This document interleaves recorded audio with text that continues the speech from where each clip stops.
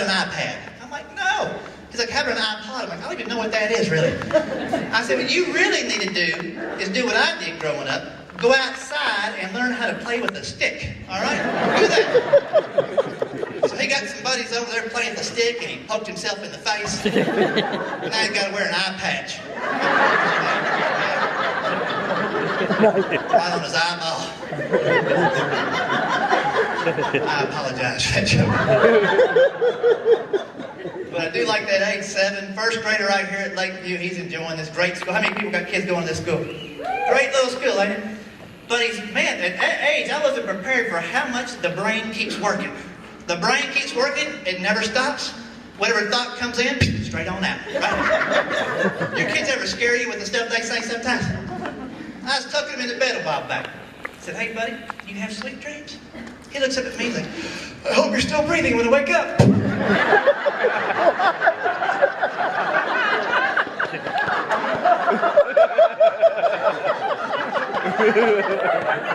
What do you know that I don't know? What's going on?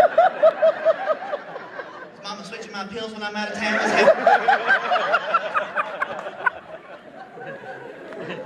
Mama's still breathing. I didn't sleep a wink that night. I was wild.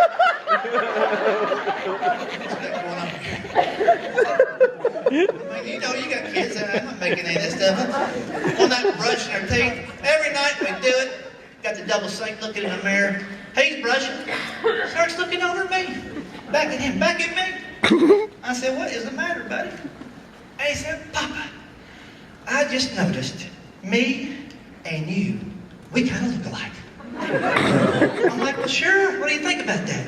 He looks up and goes, what are you going to do?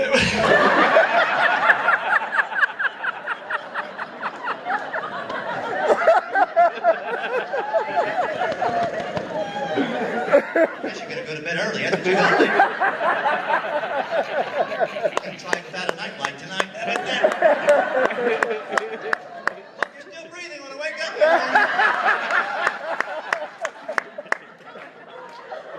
That's good stuff. Funny little dude. Oh, all the goodness of my kids, my wife. I got a great wife. How many guys out there got a great wife sitting right next to you? You're lucky if you got a good one. It takes a lot of time. When I've waited a long time, found a great one, and we don't argue a whole lot. It's a blessing, you know. I'm gone a lot, so I think that cuts about half of it out right there. But sometimes things will creep up in a relationship and you don't have discussions, you know, and things you got to address. Like, here's the thing I didn't realize when I got married. I didn't realize you got to buy the same lady different presents the rest of her entire life. That is a lot of pressure. After 10, 11 years, I was out of ideas. Christmas time, I was just getting her gift cards, the places I like to go to eat. That's what I was getting for Christmas, right? Practical. But I realized, even though you're an adult, you like to open up something and be surprised. So I said, before Valentine's Day, it was about a week before Valentine's Day, I said, there's something I've overlooked the past 10 years or so that you would really like that I haven't thought about.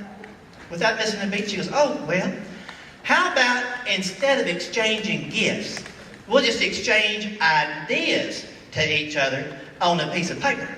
I said, what kind of ideas? She said, I'll write down something you're not doing right around this house, and you can write down something about me. I'm like, stop right there, right, fellas? This is like a trap door on an escalator going on right here. First off, and I'm just going to talk to the fellas, could you think of one thing to tell your wife she wasn't doing right around her house? No, right? And if something popped in your mind, would you write it down on a piece of paper to be used as evidence against you in a court of law? I wasn't thinking that far ahead. In the back of my brain, I'm thinking, this is going to be a free holiday. Unless I say something stupid, then it's going to cost me the house. So I had about 10 days. What could I tell her that she wasn't doing right? Nothing honestly popped in my mind. She's taking care of that house great. I had one little idea, but that was it. She was shredding documents trying to get her list down to one page on me, all right? We go out to dinner, you know, wait for the food to come out. I said, honey, let's go ahead and clear the air right now. What am I not doing right? She goes, well, here's the big one. When I ask you to fix something inside the house, could you just do it the same year that I asked you to do it so I know I got it done? I'm like, well, I'm probably guilty, but give me an example.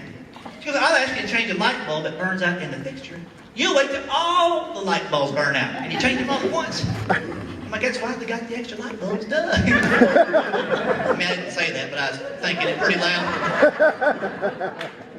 And I understood that, and I know I kind of put those things off. Then she said, what about me? I said, honey, really? You don't got to change nothing. She said, say something. I said, well, I thought about this. After our son was born 7 years ago, you stopped making these big surprise breakfasts for me on the weekend. I'm gone more than often, but if I was home, it was like Cracker Barrel in the house. I said, I love those big breakfasts, but I know you've got the kids to get up and get them going, and you don't have time. And she's like, it's not that I don't have time. You just never told me you liked the way I made breakfast, so I quit doing it. I didn't think you liked it. And started tearing up and crying right there at Hardee's, and I'm telling you what. And I said, well, honey, you make breakfast great. You can't ruin breakfast, right? When you burn bacon, it's ready. Let's go, right? So I was hoping and praying it didn't hurt her feelings, and sure enough, very next morning, February 15th, 6 a.m., I awake to the smell of maple syrup and pancakes, and I run downstairs. And she had bought a candle somewhere that smells exactly like... Oh, you ever been hungry and mad at 6 a.m. Central? I get down a little Yankee candle stinking up the whole house. It is a Yankee candle, y'all. Southern candle lets you sleep in about noon or 2:30. My little 7-year-old had the camcorder like, Papa, she got you good. I'm like, yep. He's like, how do we get her back? I'm like, oh, we live to fight another day. Live to fight.